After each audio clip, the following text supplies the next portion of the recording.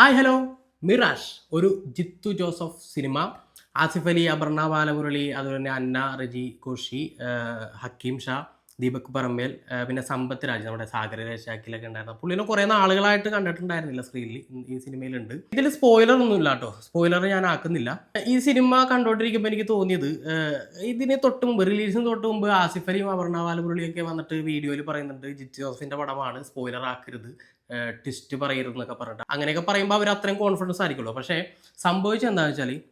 ഇനി അല്പം ബ്രില്യൻസ് ആവാം എന്ന് കരുതിയിട്ട് ബ്രില്യൻസിന് വേണ്ടി കുറേ ട്വിസ്റ്റും ടേണും ഒക്കെ സ്ക്രിപ്റ്റിൽ എഴുതി വെച്ചിട്ട് ആക്ഷൻ പറഞ്ഞാൽ എങ്ങനെ ഇരിക്കും എനിക്കതാണ് ഫീൽ ചെയ്തത് ഇതെൻ്റെ പേഴ്സണൽ അഭിപ്രായം കേട്ടോ എല്ലാവർക്കും ഇത് എങ്ങനെയാണെന്ന്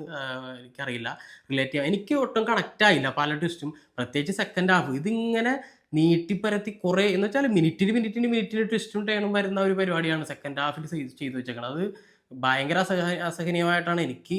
പേഴ്സണലി ഫീൽ ചെയ്തിട്ടുള്ളത് ഇത് എന്താ പറയുക അധികമായാൽ അമൃതും വിഷം എന്ന് പറയുന്ന പോലെ തന്നെ ട്വിസ്റ്റ് കൂടിക്കഴിഞ്ഞാൽ അല്ലെ ബ്രില്യൻസ് കൂടിക്കഴിഞ്ഞാലും പ്രശ്നമാണ് എന്ന് പറയുന്ന പോലെയാണ് പല സ്ഥലത്തും നമ്മൾ കണ്ടിട്ടുള്ള പല സിനിമകളിലും കണ്ടിട്ടുള്ള ഒരു ടെംപ്ലേറ്റ് തന്നെയാണ് ഈ സിനിമയുടെയും ഒരു പ്രശ്നം എന്ന് എനിക്ക് തോന്നുന്നു പിന്നെ ഈ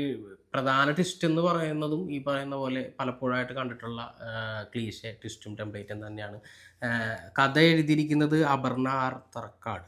സ്ക്രീൻ പ്ലേ ശ്രീനിവാസൻ അബ്രോളും ജിത്തു ജോസഫും കൂടിയാണ് സ്ക്രീൻ പ്ലേ എഴുതിയിരിക്കുന്നത് പിന്നെ ഈ സിനിമയുടെ ഏറ്റവും നെഗറ്റീവ് ആയിട്ട് എനിക്ക് തോന്നിയിട്ടുള്ളത് ഡയലോഗ്സ് ആണ് പ്രത്യേകിച്ച് തുടക്കത്തിൽ ആസിഫ് അലിയും അപർണ ബാലമുരളിയും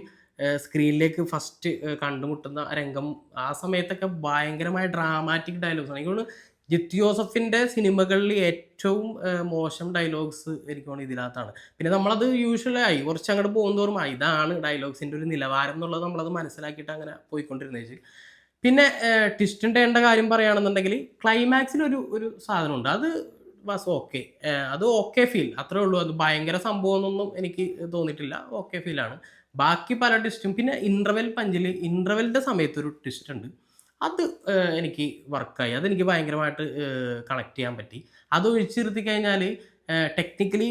കൊള്ളാം വിഷ്ണു ശ്യാമാണ് മ്യൂസിക് ചെയ്തിരിക്കുന്നത് മ്യൂസിക് അടിപൊളിയായിട്ട് വന്നിട്ടുണ്ട് എഡിറ്റ് ചെയ്തിരിക്കുന്നത് വിനായക് സിനിമാറ്റോഗ്രാഫി സതീഷ് കുറുപ്പ് നേരത്തെ പറഞ്ഞ പോലെ ട്വിസ്റ്റിൻ്റെ കാര്യം പറയുകയാണെന്നുണ്ടെങ്കിൽ ഫസ്റ്റ് ഹാഫിൽ ഇവർ മെയിനായിട്ട് കൊണ്ടുവന്നിരിക്കുന്ന ഒരു ട്വിസ്റ്റ് ഭയങ്കര ക്ലീശ ട്വിസ്റ്റാണ് അത് നമുക്ക് കണ്ടുകൊണ്ടിരിക്കുമ്പോൾ തന്നെ നമുക്ക് മനസ്സിലാവും ഇത് ഒരുപാട് പറഞ്ഞിട്ടുള്ള ടെംപ്ലേറ്റുമാണ്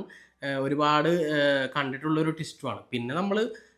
പറയുന്ന പോലെ കണ്ടുകൊണ്ടിരിക്കുമ്പോൾ സിനിമക്ക് അനുയോജ്യമാണെങ്കിലോ എന്ന് വിചാരിച്ച് നമ്മളതങ്ങനെ യൂഷ്വലായി നമ്മളത് കണ്ടുകൊണ്ട് അങ്ങനെ പോയി പിന്നെ അത് കഴിഞ്ഞ് ഫസ്റ്റ് ഹാഫും സെക്കൻഡ് ഹാഫും രണ്ടാക്കി നിർത്തി കഴിഞ്ഞാൽ ഫസ്റ്റ് ഹാഫിൽ സ്ലോ പേസിലാണ് കഥ പോകുന്നത് അതിലേക്ക് ഞാൻ വരാം സെക്കൻഡ് ഹാഫിലേക്ക് വരുമ്പോൾ ഭയങ്കര സ്പീഡിലാണ് കഥ പറയുന്നത് എനിക്ക് തോന്നിയിട്ടുള്ളത് ജിത്തു ജോസഫ് ഒരു ഭയങ്കര ബ്രില്യൻ്റ് ആയിട്ടുള്ള ഡയറക്ടർ അല്ലെങ്കിൽ ബുദ്ധിരാശ്വസൻ എന്നുള്ള ടൈറ്റിലൊക്കെ മാറ്റി നിർത്തി കഴിഞ്ഞാലും കഥ പറയുന്ന രസമായിട്ട് കഥ പറയുന്ന ഒരാളാണ് ജിത്തു ജോസഫ് പക്ഷേ ഒരു പ്രശ്നം എന്താ വെച്ചാൽ ജിത്തു ജോസഫിൻ്റെ കഥ പറച്ചിൽ കുറച്ച് വലിച്ചിൽ ഫീൽ ചെയ്യാറുണ്ട് കുറച്ചും കൂടി കട്ട് ചെയ്ത് ക്രിപ്സിയാക്കി പെട്ടെന്ന് ചെയ്യേണ്ട സാധനങ്ങളൊക്കെ പുള്ളി നീട്ടിപ്പരത്തി വെക്കാറുണ്ടെന്ന് എനിക്ക് പലപ്പോഴും തോന്നിയിട്ടുണ്ട് പുള്ളിയുടെ സിനിമകളെല്ലാം എനിക്ക് ഇഷ്ടപ്പെട്ട സിനിമകളാണ് പക്ഷെ ചില സാധനങ്ങൾ കുറച്ച് നീട്ടിപ്പരത്തി വെക്കുന്ന പോലെ അത് ഈ സിനിമയിൽ ഫസ്റ്റ് ഹാഫാണ് എനിക്ക് അത്രയും തോന്നിയത് ഈ പറയുന്ന ഡയലോഗ്സ് ആണെങ്കിലും അങ്ങനെ നീട്ടിപ്പരത്തിയൊക്കെ വെച്ചേക്കുന്ന ഒരു പരിപാടിയാണ് ചില സ്ഥലത്ത് എനിക്ക് സീരിയൽ പോലെ തോന്നി ഫസ്റ്റ് ഹാഫ് സെക്കൻഡ് ഹാഫിലൊക്കെ സ്പീഡായപ്പോഴുള്ള പ്രശ്നം എന്ന് വെച്ചാൽ ഈ ട്വിസ്റ്റും ടേണും അവതരിപ്പിക്കാനായിട്ട് ഇവർ ഇങ്ങനെ സ്പീഡാക്കിയപ്പോൾ ഇത് ഫോളോ ചെയ്യാനായിട്ട് പ്രേക്ഷകന് ഫോളോ ചെയ്യാൻ പറ്റുന്ന ടൈപ്പ് ട്വിസ്റ്റ് അല്ല കൊടുത്തേക്കുന്നതെന്നാണ് എനിക്ക് തോന്നിയത് പിന്നെ പെർഫോമൻസ് വൈസ് അപർണ ബാലമുരളി തുടക്കം ഈ പറഞ്ഞ തുടക്കത്തിൽ എല്ലാവരുടെയും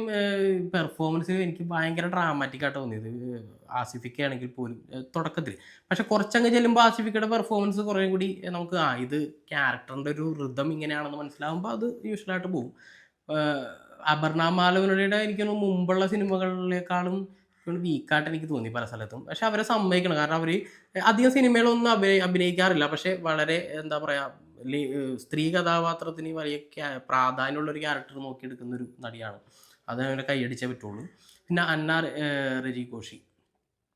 വ്യത്യസ്തമായ ഒരു ക്യാരക്ടറാണ് ഭയങ്കര ഇമ്പോർട്ടൻ്റ് ആയിട്ടുള്ള ക്യാരക്ടറാണ് പക്ഷേ ഇവർ ഈ ലോജിക്ക് മാറ്റി വെക്കുക എന്നുള്ള പരിപാടി ലോജിക്കൊക്കെ ഇപ്പോൾ ചില സ്ഥലത്തൊക്കെ കാറ്റി പറത്തി ഇവർ